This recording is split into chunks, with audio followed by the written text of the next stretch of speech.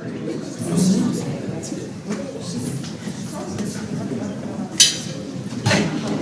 this time, we'll open our Louisiana Board of Elementary and Secondary Education Superintendents Advisory Council meeting for Tuesday, March 24th, 2022. Agenda item 1.1, roll call. Mr. Alexander? Here. Mr. Bruckus is excused. Dr. Felker? Here. Mr. Corley? Here. Mr. DeVilliers? Here. Dr. Fountain? Here. Dr. Goree? Not in attendance. Dr. Gray? Here. Mr. Javia? Not in attendance. Mr. Jenkins? Here. Dr. Joffrion? Here. Mr. Jones? Here. Dr. Joseph? Here. Ms. Laviolette? Here. Dr. Lewis is excused. Dr. Narcisse? Here. Dr. Ortling? Here. Mr. Powell's excused. Ms. Tanner? Here. Mr. Watts? Here. And Mr. Williams is excused. You have a quorum. Agenda item 1.2, recognition of guests.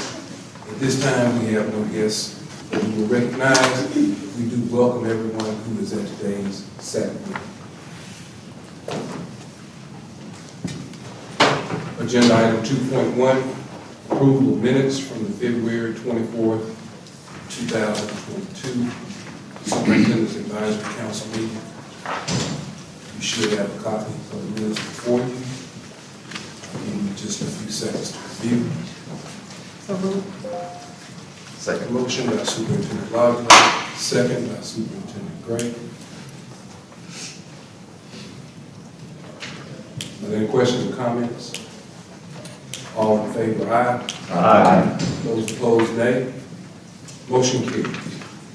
Agenda item 3.1, under new business, consideration of presentation regarding Louisiana Supreme Court judges in the classroom program. It is my understanding we have a video that will be first, and then Go ahead. Yes. I'm sorry. we have a motion to receive. Second. Motion made by Superintendent Watts, second by Superintendent Fountain to receive. At this time, we have a video that will allow everyone to be able to. I'm John Wink, Chief Justice of the Louisiana Supreme Court. Upon becoming a judge, after teaching for many years, I discovered just how much judges and teachers have in common. Both are public servants. They must be in command of the classroom or the courtroom, and they both have the opportunity to touch lives in a positive way. I have many fond memories as a judge from interactions with young people who have taught me as much, if not more, than I taught them. School outreach is an idea initiated 20 years ago by Judge Benjamin Jones. His program, Judges in the Classroom, has evolved through the work of many of you, but the premise remains. We need only your commitment and creativity to deliver the program to your community. I hope the following video energizes you to join me.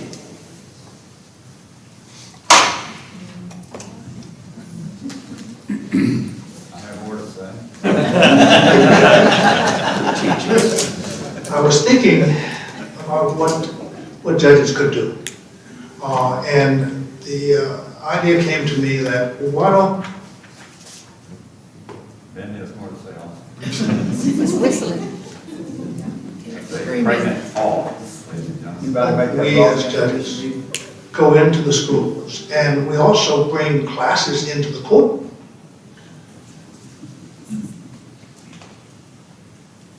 You know, I promise there's nothing wrong with the video. They're taking up to what's bad with right now. The capitals in session, they're taking To have them observe proceedings, and then we get off the bench and go talk to them.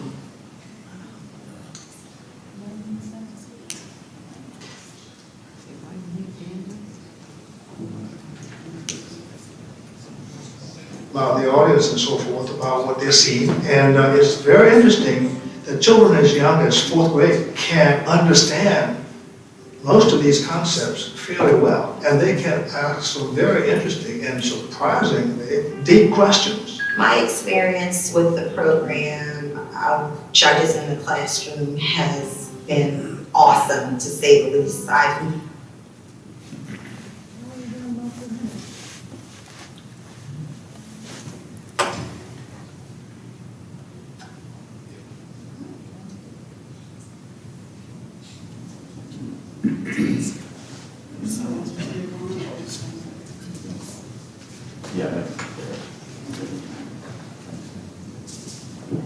Met so many young people, some of which have since gone to law school and have become attorneys so far. And so it's an excellent way of serving as a mentor. I think we're just gonna have to go to the presentation. Sorry. That's all right. Mr. Jones. Supreme. She's just the Supreme. So it's not every day we get to have a judge with us, and it's certainly not every day that we get to have the Chief Justice of the Louisiana Supreme Court with us. And while his video is not working properly, I believe he is working properly. I hope I am. We are honored today to have the Chief Justice of the Louisiana Supreme Court, the Honorable John Lee. So Thank you. Thank you so much for the invitation, and thank you for allowing me to be with you. I will be appropriately brief, and hope that when you send lawyers to argue before me, they are the same. In a prior career, as indicated briefly in the video, before becoming a judge, I was a teacher of law and ethics at Harvard, and I taught there for 16 years. And teachers know well how you afford the opportunity to touch people's lives in a positive fashion, and reciprocally have them touch your life in a positive fashion. And when I became the Chief Justice, I got a letter from a bunch of former students of mine, and they complimented me on the new position, and they also pointed out that they had all had amended their resumes to point out that they had been taught by the Chief Justice of the state of Louisiana, and how grateful they were for me to enhance their resumes after all these years. I was talking with an elderly Cajun lady, and we were discussing the joys and benefits of teaching, not necessarily the financial rewards, of course, but the rewards of touching lives. And I looked across the room and I said, as a matter of fact, I taught that young man over there. And she said, Jack, I never admit that. You never know how that kid's going to turn out. She said, what if that boy becomes an axe murderer? You go around telling people you taught him? I said, well, good point. What do you say? She says, all I would say is that boy was in my class. When I say I taught at Harvard, of course, that's Harvard on the Bayou, Nichols State University, 16 years there, where I graduated also. It's a wonderful experience. I learned, as I said in the video, how similar the roles of teachers are and judges are. And as a newly elected district judge 25 years ago, I had the opportunity to do something positive. That's my first act as a judge, and that was to invite a group of students into the courtroom to learn about the proceedings there. And since then, I have had occasion to teach in many venues. Some of the parishes that you serve, Iberia Parish, I don't want to take too much time telling stories, but there was a young lady from Laurelville, and I happened to be at the courthouse when they were touring the courthouse, and the teacher allowed me to speak to them about what we're doing now, personal responsibility, civics, how there are consequences to actions. And so many kids just simply don't realize, for example, the law of principles, how if they are engaged in inappropriate behavior that someone else is engaged in, there are criminal consequences for that. Troubles they can get themselves into in texting, for example. And when I finished, this young lady said, you know, you're the most important person I've ever met in my entire life. Laurelville is a little small community outside of New Iberia.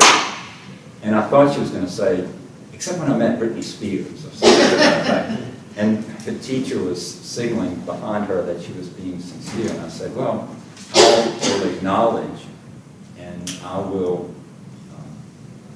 admit that I have a very important job, but I do not deem myself that important. The job I do is important.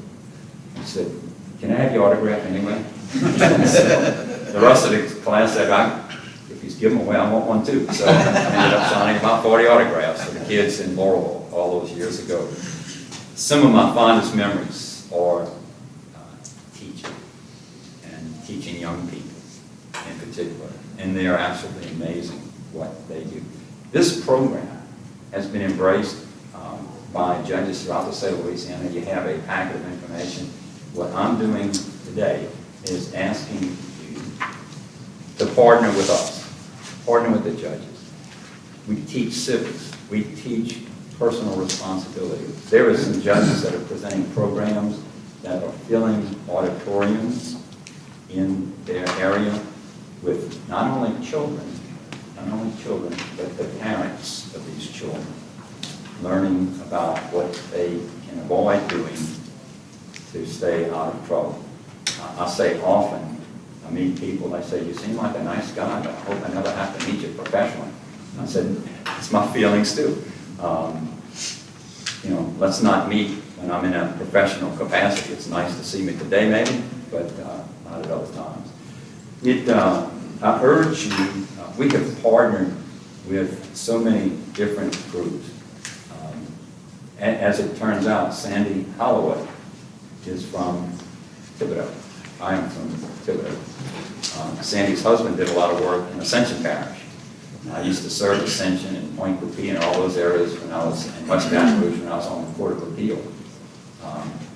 And now my district's a little bit different while I'm on the Supreme Court. But in all of these areas, you know, we can provide a very robust educational opportunity. The judges are more than willing, they're interested, and we're urging that you participate. I'll be glad to answer any questions, but you know, I had the opportunity to swear Sandy in as president of the Bessie board. After that, she seemed to have had a chance to get sworn at. I always warn people when I swear them out, that's the next thing they can expect, that I'll swear you in. But we've built partnerships with the Bessie board, the Louisiana Commission on Civic Education, which is chaired by a judge from Monroe, Wendell Manning. We've got together with the Louisiana Center for Law and Civic Education. Peggy is here with me.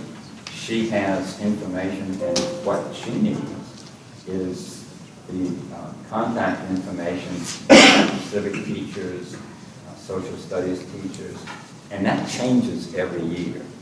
And it seems like they change pretty frequently too.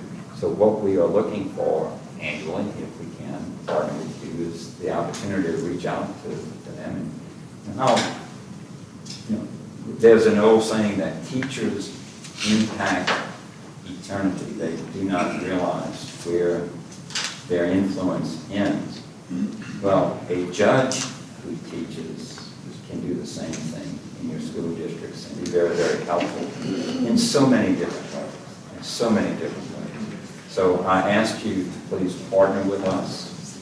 And we have all kinds of technology that Robert John, who is here with us, don't count what happened today against us. I don't know, that might be y'all's fault for all I know.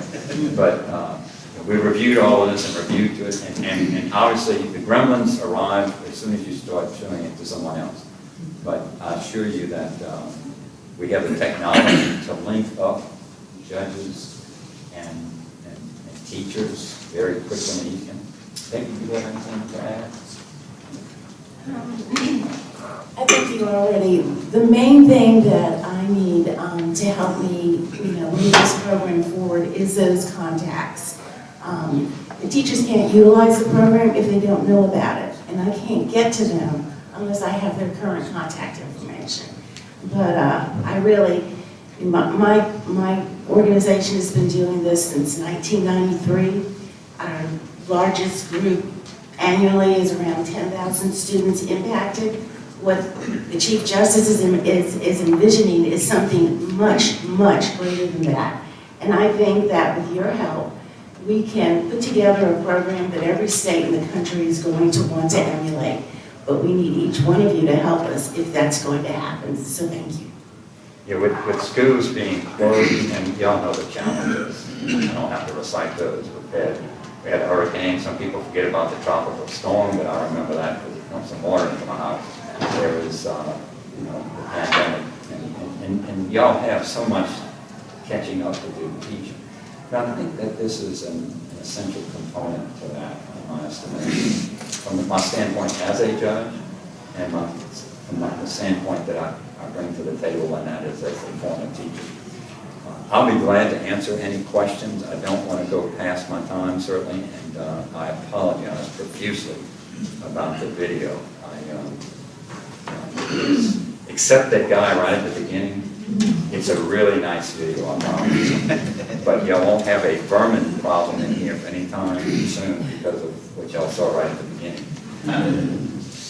Are there any questions, comments? I just want you to be aware that that is a playboard building technology issue. It's not your issue. So we are used to that, and I believe the administration is working on correcting that.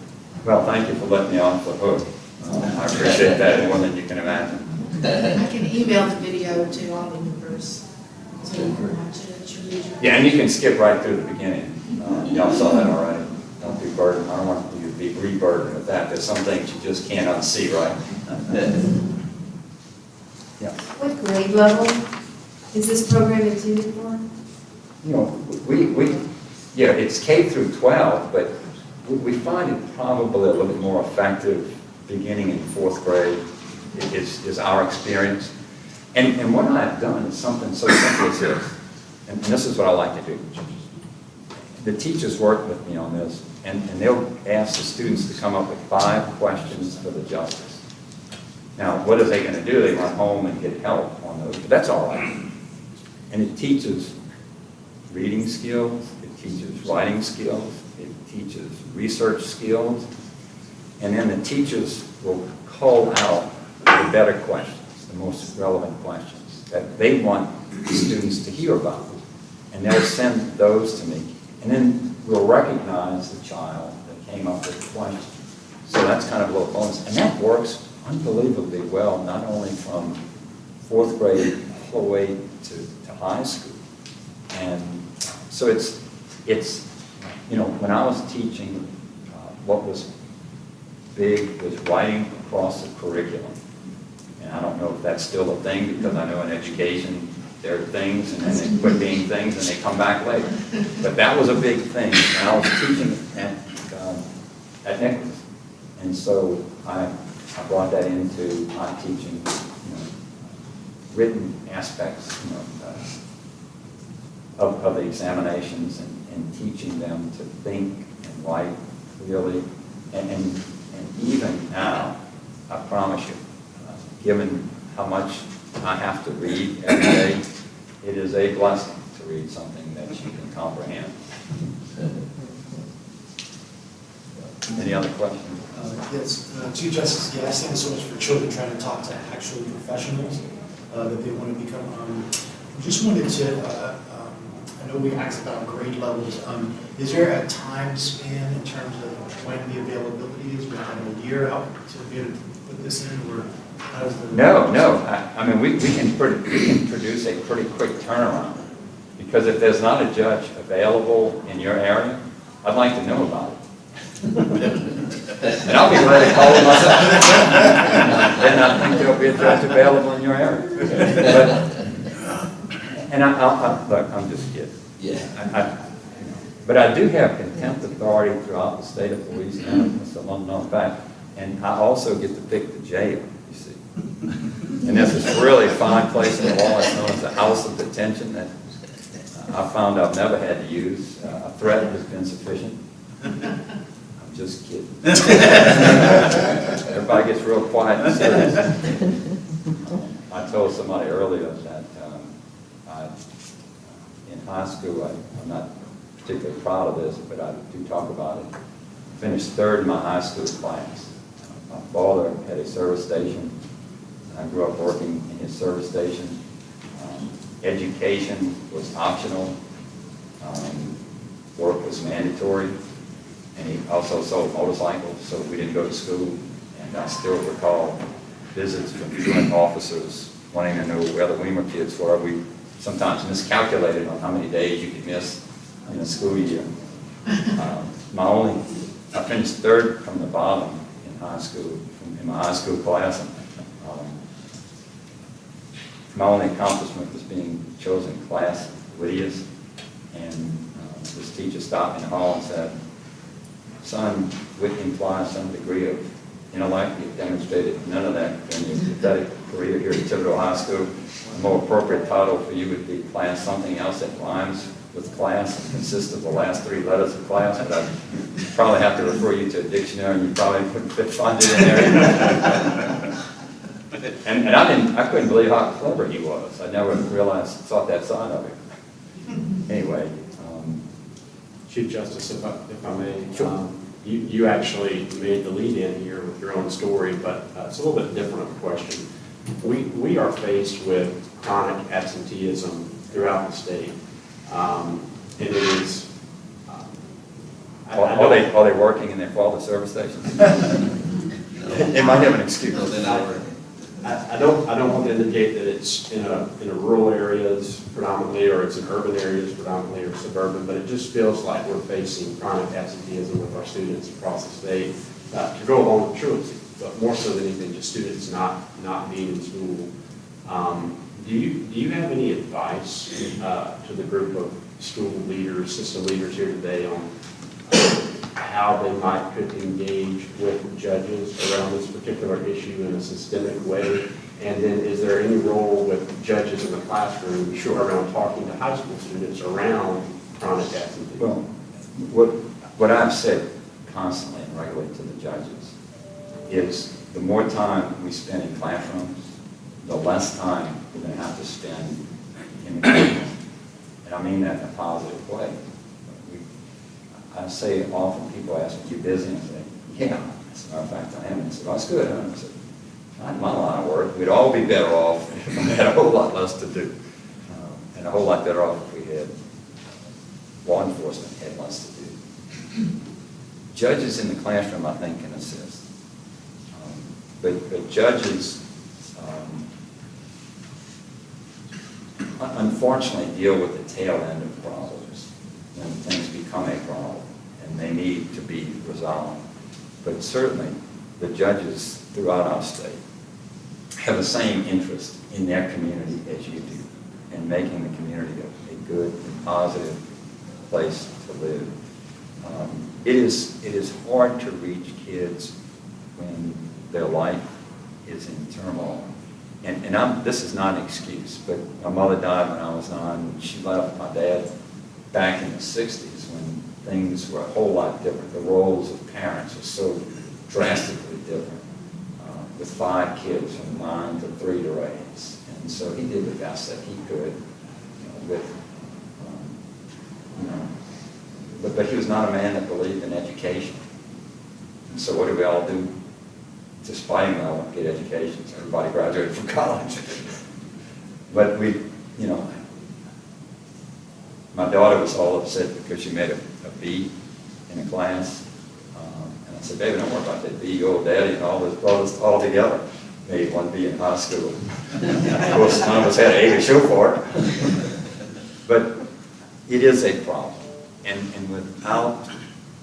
when I became Chief Justice, I was not going to talk about myself because that's irrelevant. But the superintendent said that they wanted I had to do a virtual investiture. And they showed it to all of the school kids, all the public school kids, and most of the Catholic school kids in Lafourche Parish. And so I did talk to the students about, my background and what we had to go through as kids growing up. And I spoke to the children once I found out. And you wouldn't believe how many calls I got from teachers that said, thank God you said that. When you were growing up, a single parent home was the exception. And now, unfortunately, it is the rule. And you are tasked with teaching children that are coming from backgrounds where education is not important. And that's a systemic societal problem. So what do y'all do? Get judges to come in the classroom and talk about their backgrounds. So people in the community that doesn't have an education. And I would load up 2 buses when I was a district judge every year and go to Hunt and go to Angola, where they have programs, believe it or not. And what was incredible to me was how many parents were calling me to tell me they wanted their kid on the bus. I was sad to me. And I was reaching out to kids that were incorrigible, and yet parents are calling, can you put Johnny on the bus? And taking that too, I'm having so much trouble with it. That made me profoundly sad. But 2 bus loads, Hunt was just really scary. It was a scared straight thing. Angola, believe it or not, was much more accommodating. They spoke to these kids and they told them very often, the people that got me in trouble since I've been here are nowhere to be found. And guess who's the only people that stay in touch with them? My mom, who told me repeatedly not to engage in the behavior I was engaging in. And I broke her heart when I ended up going to prison for the rest of my life. And that's the only person I hear from now.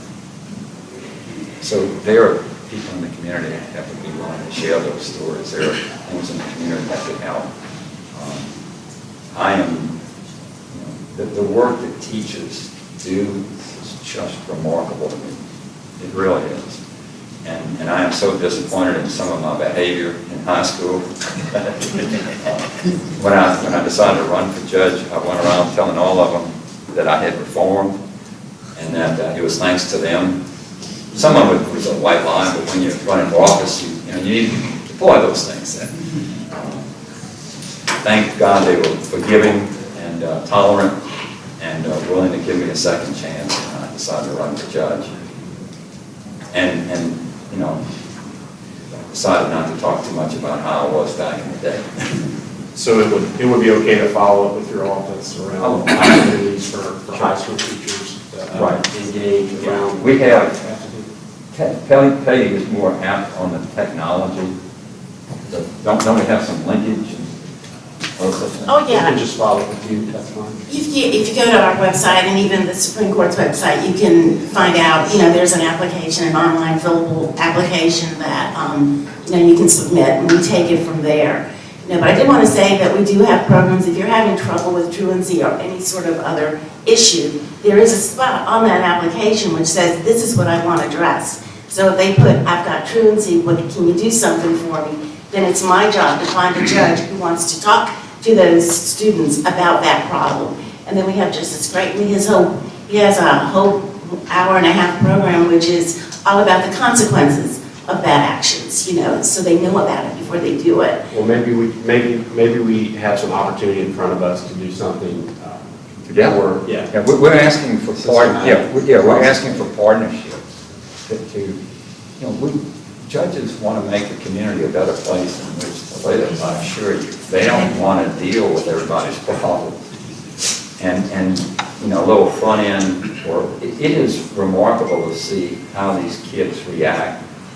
I remember going to a school in Choctaw. For those of you who are geographically challenged, Choctaw is just outside of Jack Bay, just below Bayou Womp, just south of Kramer and Bayou Buff. I hope that narrows it down. A little bit north of Thibodeau, too.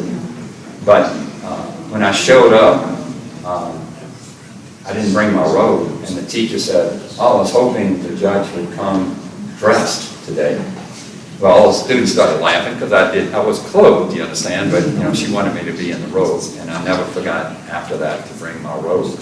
And there is a power in the robe that you see.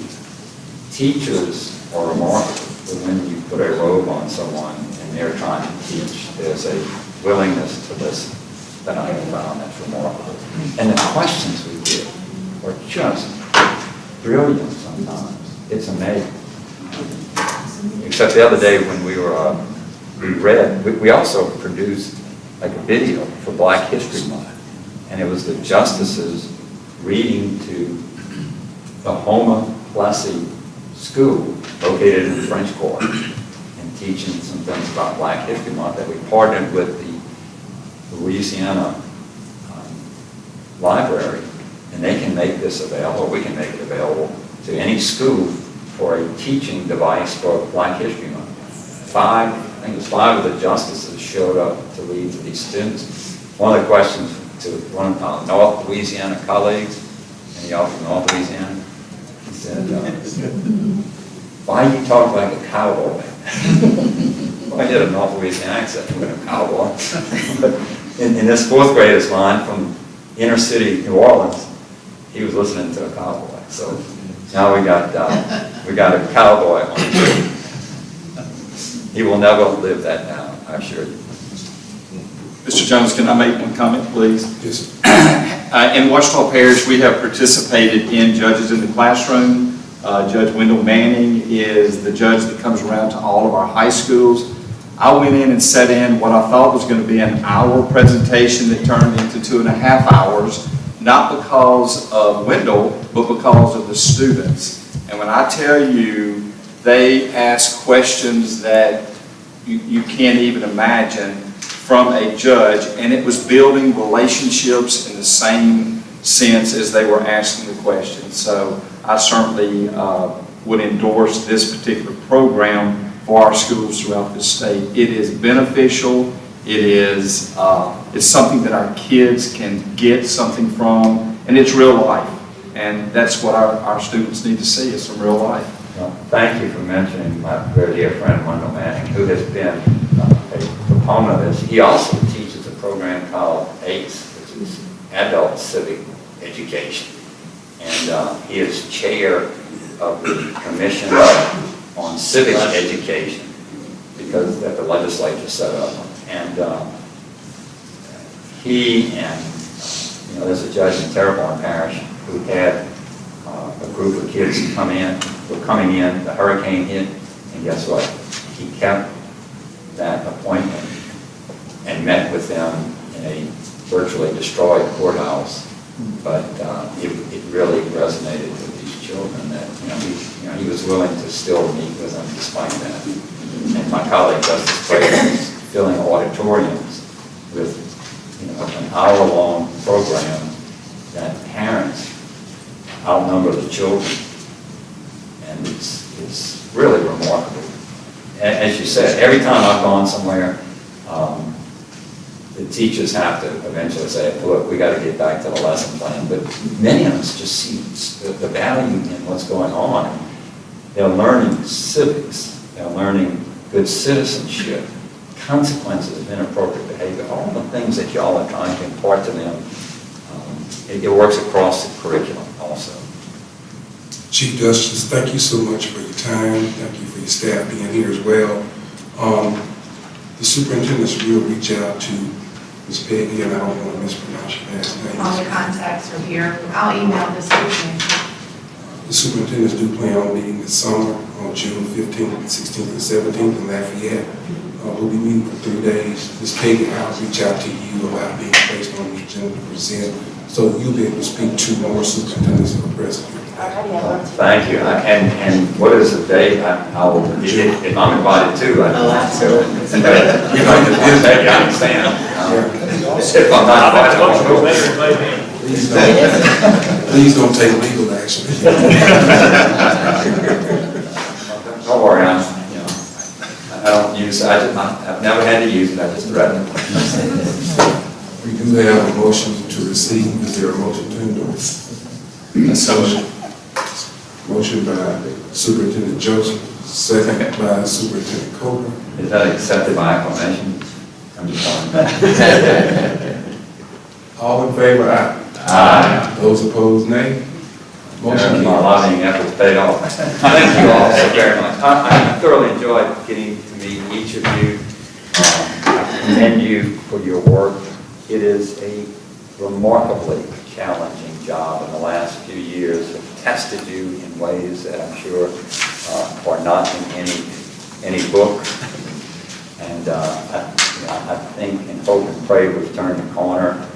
And but the efforts made by teachers are truly, truly remarkable. And with your leadership, I know Louisiana's headed in the right direction. Thank you all so much for all of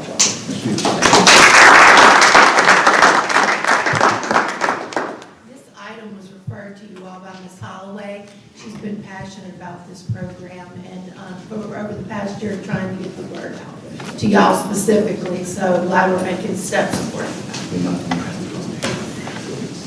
Agenda item 3.2, consideration of an update report regarding the Teacher Recruitment and Retention Task Force. We have a motion to receive. So moved. Second. Motion by Superintendent Corley, second by Superintendent Johnson. Superintendent Brown. Yeah, thank you, Mr. John. The Teacher Recruitment and Retention Task Force has been meeting now for some time, trying to help solve for the challenges that we're facing with a teaching workforce at the present time. I want to thank you all again for having your human resource directors, supervisors participate in the survey that we sent out just before the Christmas holiday and through January. We had about, I believe, roughly a 75% participation rate to better understand the vacancies that we had across the state. Hopefully moving forward with some of the work that Mr. Lambert and his team are doing with data collection, we can do this in a more sophisticated way moving forward. The Department of Education has never collected information on teacher vacancies. And so it limits our ability to advocate, particularly the legislature, around the exact challenges that you have and where those challenges may be. And so we use the 75% participation rate, and then we made assumptions with matching schools or systems that are similar to each other for the other quarter. And we were able to determine that we had around 2,500 vacancies across the state as of a few weeks ago. Those are certified vacancies across the state. So we want to be able to solve for that. But as I've shared, I had the opportunity to share with the legislature the other day whenever I was getting pushed on this particular issue. It is recruitment, it is retention equally. But one area where I think those two things intersect is the classroom teacher and doing a better job, and I know we all believe in this, to have classroom conditions and a workload that encourage classroom teachers to actually tell students to go be a teacher. And unfortunately, we don't have enough of that, and that's happened over time due to various policy decisions and practice decisions, and it has just happened. And so I want us moving forward, and I want our department certainly to think about elevating that profession and putting teachers in a better position where they are willing to encourage our youth to go into a career in teaching. So Dr. Chasson is going to come and just make a report about the progress and some of the work of the Recruitment and Retention Task Force.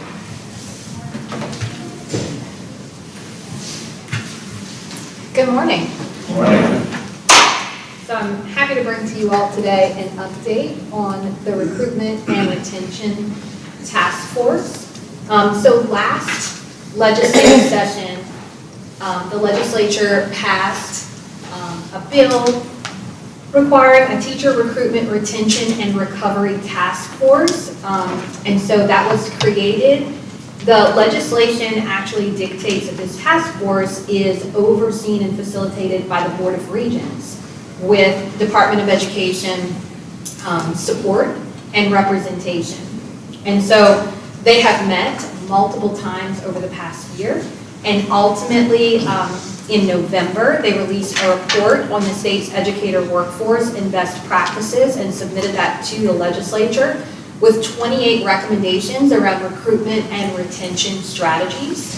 And so today I am going to just really overview and highlight some of the most important recruitment and retention strategies. So I just wanted to note that M. Cooper is actually our department representative who helps to facilitate this with the Board of Regents, and she's at the Capitol right now because they are actually delivering a recruitment and retention task force update to the legislature this morning. And also wanted to note that you all are represented on this task force by Mike Falk. So that is the superintendent representation on the task force. So these are the recruitment task force recommendations. You can see them all listed here. And as Dr. Brumley said, we know that, there, from our best calculations on the data set that he was just talking about, there are over 2,500 teacher vacancies, as best we can tell at this point in time. And so that we know that this is both a recruitment and a retention issue at this point. So these are all of the recruitment task force recommendations. And these are the retention task force recommendations.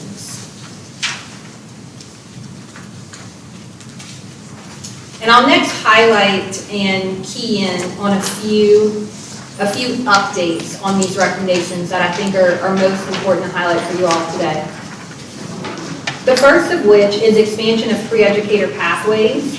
So we've allocated over $1.2 million to school systems for the 22-23 school year to implement pre-educator pathways. A lot of you all in this room are implementing pre-educator pathways in your high school setting. This is such important work. We've had a huge increase. We have over doubled the amount of classrooms of pre-educator pathways, amount of schools that are implementing these pathways. This gives a pipeline for your school system. It is a great way to motivate and interest high school students to become teachers. We've provided a lot of support on the department side on implementing these pathways well. I'll say we have some of our best people, I think, really working on this who are most excited about the teaching profession.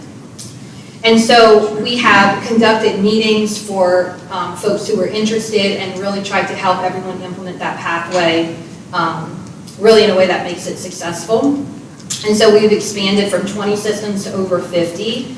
We want everyone implementing pre-educator pathways in their high schools. This is a great way for you all to recruit new teachers. And so if you're interested, this is a plug for that work. Feel free to talk with me later, to email me if you're interested in implementing a pre-educator pathway if you are not yet. This is something that really I encourage everyone to think about doing in their high schools. The next thing I wanted to highlight is studying the praxis impact on educator prep enrollment. So there is currently legislation filed to remove the entrance requirements to educator prep programs, which is Praxis Core. And so we'll see what happens with that over the next few months, but that legislation has been filed to remove that. And we know that Praxis Core has been a barrier for a lot of folks looking to go into educator prep programs. And by our data that we can see, this would really equate to about 1,000 people annually who are unable to enter into teacher preparation programs based on that Praxis Core requirement. So I also wanted to highlight the expansion of our para-to-teacher model. And so I know a lot of us in this room have known paras who become great teachers, some of our most successful teachers. And so we know that that's a really important strategy as well. And so Reach University is currently serving over 190 students who are paras. They are full-time paras in classrooms every day who teach classes at night online, and they leave from the program with a certification and a degree. So that's a really great model. We have 190 students in it right now and are really interested in expanding. So this is something else if you all are not doing or not taking advantage of yet, we're happy to talk with you more about how to have your paras enroll in that program. We also are beginning a compensation study and framework, and so we do plan on partnering with a third party research organization to help us with a compensation study. We know you all have gotten the update about the increases in MSP for those pay increases for teachers, support staff, and for mentors. That's super important, but we also know it can't end there. And so we're looking at this compensation study to really look across to see what are some best practices and how might we use compensation as a recruitment tool better than we are right now. The next update is around a study for the teacher residency model. So I know everyone is familiar with the updates to the Believe and Prepare program, that year-long teacher residency model, the policy that was passed a few years ago. And so we are partnering with the Regional Education Laboratory and currently conducting a study on the implementation of Believe and Prepare. And so we'll have the results of that study. We're anticipating those by the end of this year, by December.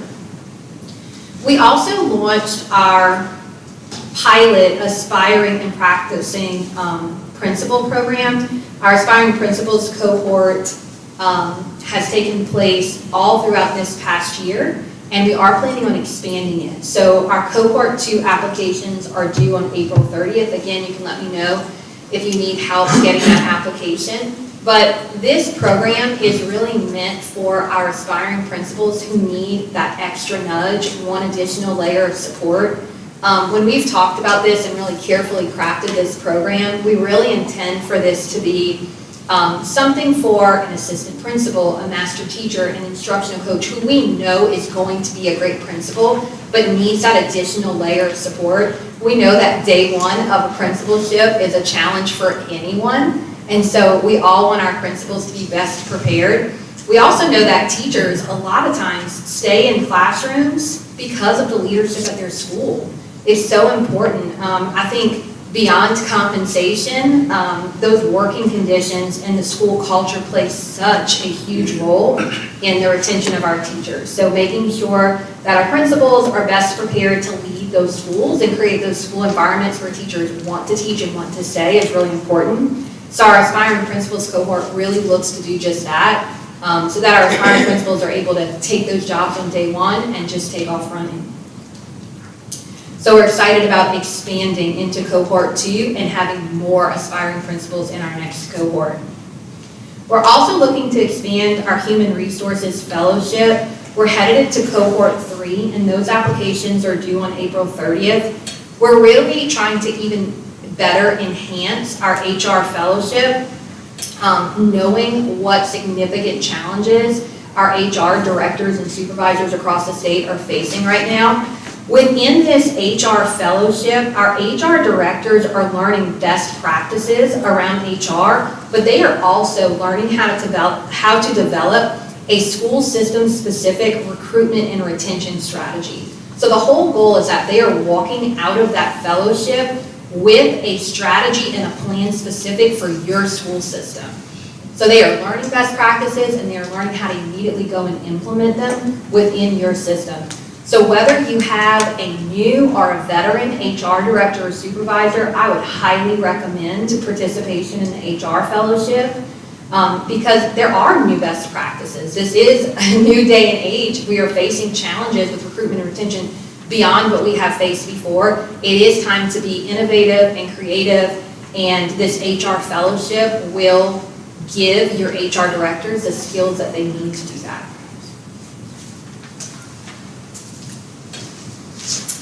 The next update is around new teacher support. This is another brand new initiative that we are very excited about, knowing that we lose so many new teachers within the first few years on the job. And so we have created a comprehensive new teacher experience program. This is going to offer multiple services, but it's really meant to keep new teachers in the classroom, improve their effectiveness, and keep them there. And so this is going to include online asynchronous training modules, implementation follow-up, affinity groups, which is something that we've really heard from a lot of new teachers in our focus groups when we were planning for this project, is that they want to talk with other people like them. They love having a great mentor. That's super important and an important part of this model. But they want to talk with other people like them. If they're the only brand new music teacher, they want to talk to another brand new music teacher. And so those affinity groups are a really important part of this initiative. We'll also have some system support. So that'll include guidance for you all on how you can support your new teachers. We know that everyone is doing their new teacher programming in a different way, so we just want to give you some enhanced guidance and encouragement about how you can even further your new teacher experience. So we will have an informational session at Summit this year on new teacher support and our new teacher experience program. So just wanted to, again, plug that for you all to make sure that you have someone representing your system at those informational sessions at Summit. And we'll be giving more information on our future webinars about it as well. But we're really excited about our new teacher experience program. We also have been asked, one of the recommendations by the task force is for us to study our current educator evaluation system. So we are in the initial phases of studying our evaluation system. We know that it's about a decade old now. And so really just taking a good look at it and getting some feedback through surveys, through focus groups, just thinking about our evaluation system and making a plan for what to do next and around how we can further enhance our evaluation system. This is a recommendation that came up in the task force that we had some folks on there that felt pretty strongly about shaping an evaluation system that's really updated with current best practices and could be more around supporting educators and more of a tool and not as much of a punitive measure. So that's something that we are researching.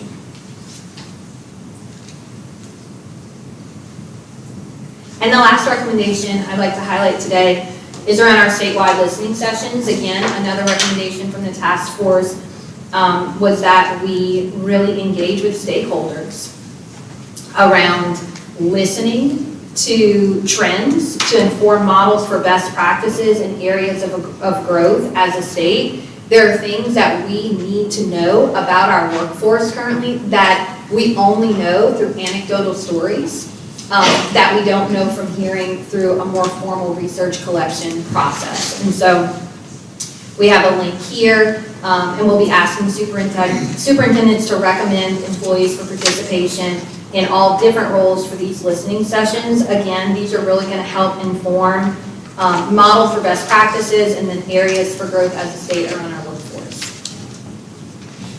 So as superintendents, you all will continue to learn more about the initiatives that you heard me highlight here today. If you have any questions or if you have any ideas that you want to bring to the table around recruitment and retention, I'm happy to hear those as well. You all can feel free to email me if you need any more information about these initiatives or any ideas you'd like to share.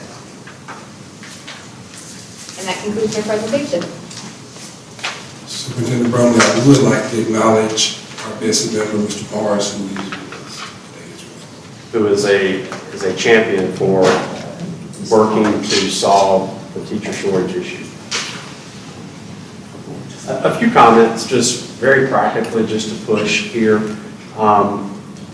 First of all, there is legislation, well, multiple instruments filed around retiree hire in the legislature. We don't know what the outcomes of those may be, and certainly there's a TRSL cost potentially associated with those things. So there will be a lot of discussions over the next few weeks, I assume, about those things. The ones that look or appear to have the most promise of making it through the process are the ones that move the retiree's ability to move from 25% benefit to 50% coming back. Now, even at 50%, you're probably not going to be able to hire retirees for full-time, all-day jobs. But I think it speaks to an opportunity that we have beyond just retirees, but opportunities that we may even have moving forward with people in our communities who are degreed that could also contribute to the workforce. And what I think that where I believe there would be an opportunity is particularly in middle schools and high schools, if you have retiree rehires in some of your subjects like math or science, and potentially you have the opportunity to pull them in for a semester or pull them in a couple of hours each day. There may be someone who is in your community that would be willing to teach geometry from 10 to 12 every day. And so that's just this whole flexible staffing option that I think we all need to be thinking about moving forward. The workforce is shifting, and flexible staffing probably is going to have to be part of the solution. And I'm telling you right now that if any of you implement flexible staffing like that, we're coming to you with the Models of Excellence Award to like show you off within your community, because I think it is part of what we're going to have to do in the future. Dr. Chasson mentioned the Aspiring Principals Cohort that we developed. It's in the first year. It's a pilot year. It's good, but we know we want to make that even better. A modest number probably is 150 principals every year turning over in the state. That's probably a modest number. And so I believe we have like 25 people in the cohort roughly, so we want to scale that out, make the program better, scale that out, be there as a support for you to identify individuals who you might see as your future principals. The other thing I want to mention is we have a bill that is filed in the legislature that we are working with, and I'm actually going to testify about this bill today, but it's the Go Teach Fund. And the Go Teach Fund, the idea is we identify students in our high schools who might have an interest in going into a college of education in a critical shortage area.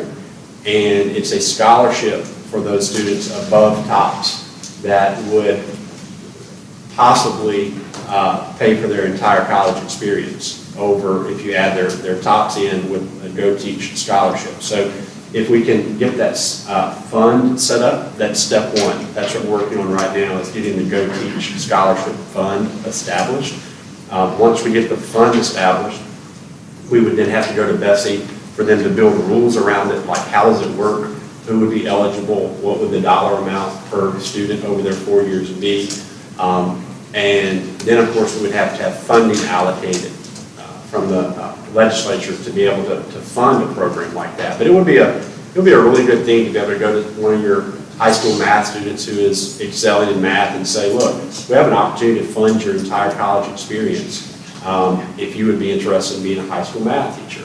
And so it's just another piece, I think, of a puzzle that we have to solve for, and we're trying to solve for. But I just wanted to make you aware that that is moving, and hopefully it gets across the finish line and ultimately lands with funding and ultimately with students participating and then becoming teachers. So there are a lot of pieces of the puzzle that have to be resolved, but we are working on them and with board members like Mr. Morris pushing us along the way and supporting us. I think we are in a good position to do this work.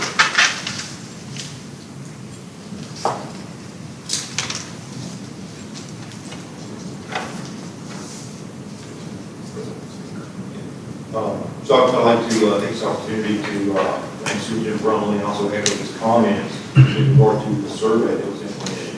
I really appreciate, amidst COVID and so forth, that you guys were able to work with your HR staff and respond to that.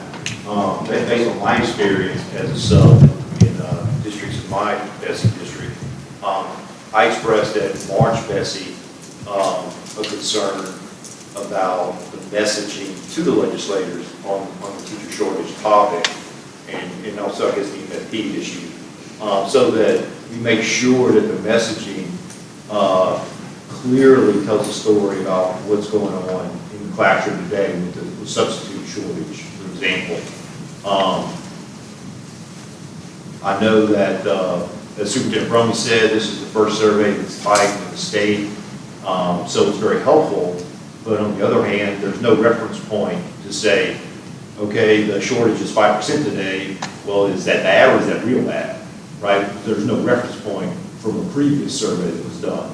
So in my mind, the legislators don't really have an appreciation for what the situation is, right, relative to the norm. And then understand that the standard practice for you guys is that you send out some sort of survey to your staff, maybe April, May timeframe, to get a sense of who's coming back for the fall, so that you can plan your staffing for the fall in your district. So I'm just throwing out there, is there a case to potentially have another survey out there so that you guys can use the feedback that you get from your staff to complete that survey again and provide better resolution to the initial survey, so that it includes what your actual expectations are for the fall with regard to teacher vacancies, and then also we provide that clarity that we need with regard to the substitute situation. There's no reference in the initial survey that even speaks to the substitute shortage, right? So there's a teacher shortage, but there's also a sub shortage. And there's no reference in that survey to the sub shortage. So I'm just wondering if with those two things, is there a conversation about another survey or not? I have no clue. You guys have a pulse on that. So I'm just curious what your thoughts would be, if there's any additional value to provide that additional resolution, so that messaging across the legislature is very clear, right, about what the teacher situation is in your classroom.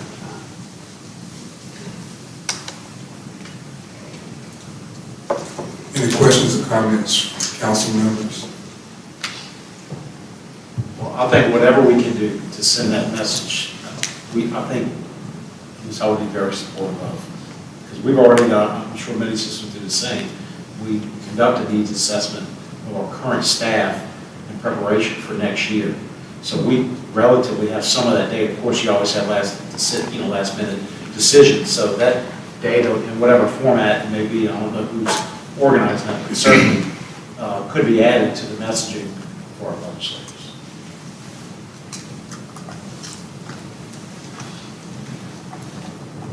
Questions or comments by any of the councilmen?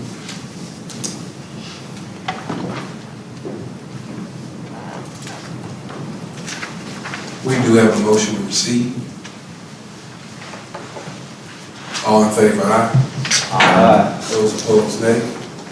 Motion carries.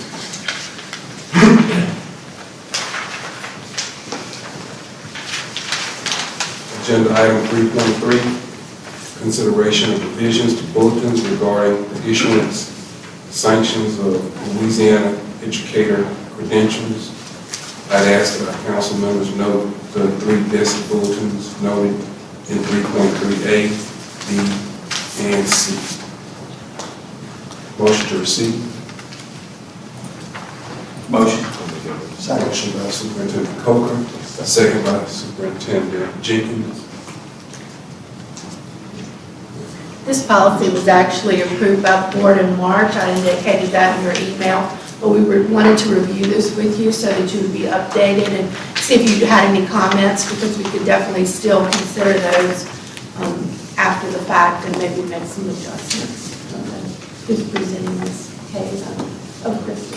Yeah, thank you, Ms. Davis. At this point, Christy Ballou, who's the department's director of certification, will make the presentation on these adjustments. Good morning. Morning. So, as Shane mentioned, we brought these updates to Bessie in March. It does involve 3 different bulletins, and it's regarding the sanction of educator credentials. There were 2 main purposes for bringing these. The first is, if many of you remember, back in August of last year, we completely repealed and reestablished Bulletin 746. Chapter 9 was still being investigated for some of these revisions, and it wasn't quite ready in August. So we left Chapter 9 in. So this was partially to repeal Chapter 9 where it lied in the original bulletin and place it in its appropriate place. So that was one purpose.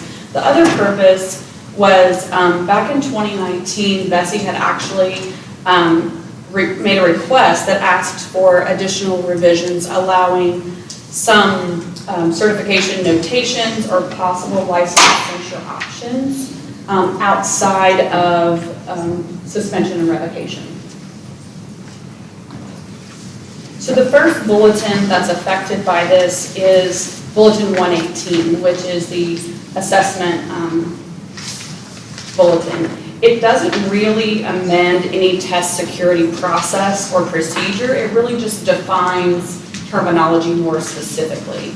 It aligns the test security policy and clarifies terminology related to things like proctors, scoring, irregularities, cheating, and so forth.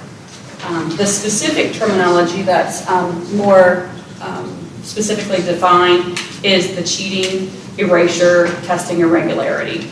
And so what these changes do, they align the accountability measures in regards to assessment, proctors, and scoring, any kind of security violation. It aligns them to what could impact the teacher's credentials.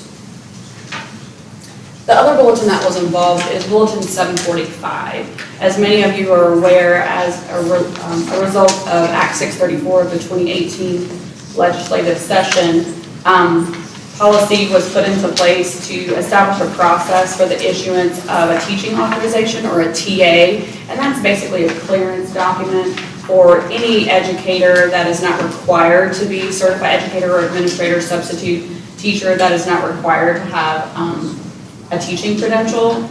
What this does in 745, which was a separate bulletin, it removed the repetitive language, and when we removed that repetitive language, it was about a paragraph long.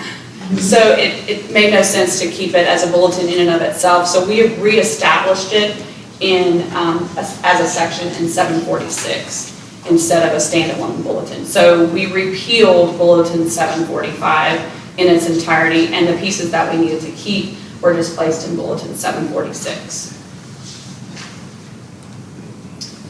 And then the most substantial changes occurred in Bulletin 746, which is the certification bulletin. As I mentioned before, chapters 1 through 8 and chapters 10 through 13 were completely repealed and reestablished at August Bessie. And so these revisions repealed chapter 9, reestablished them as chapter 19 in the newly reestablished bulletin.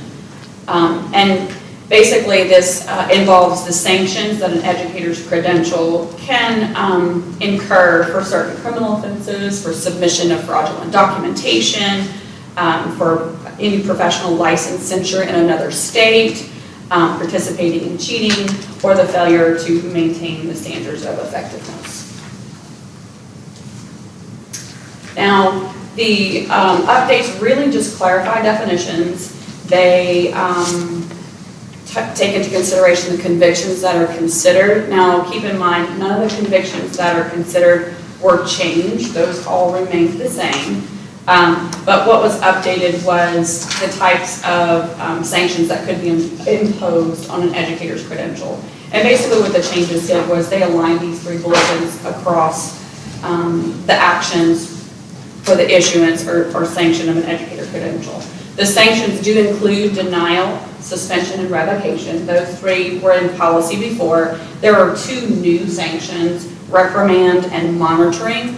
Monitoring is specific to assessment accountability for an educator, and reprimand is a general term or sanction that can be used across the board potentially.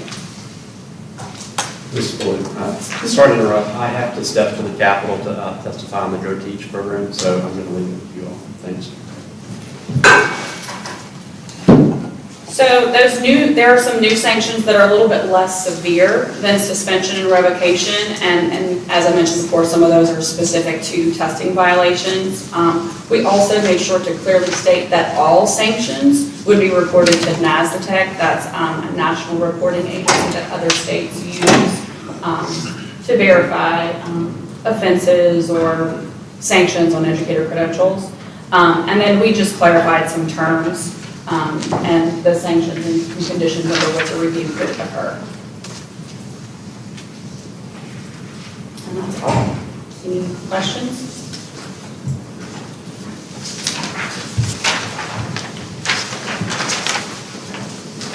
Questions, Councilman?